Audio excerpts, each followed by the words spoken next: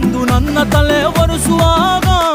ನಡುವೆ ನಡುವೆ ನೀನು ನನ್ನ ನಡುವೆ ನೀಡಿದಾಗ ನೀನು ಪ್ರೀತಿಯಿಂದ ಅನ್ನ ಬೆರೆಸಿ ತಿನ್ನಿಸುವಾಗ ಎಂಜಲು ಮೋತಿಯಲ್ಲೇ ನೀನು ಮುತ್ತು ಕೊಡುವಾಗ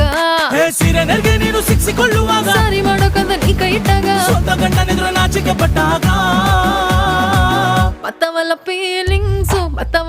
ಫೀಲಿಂಗ್ಸು ಬಂದು ಬಂದು ಮಂಜಾಗ್ತವೆ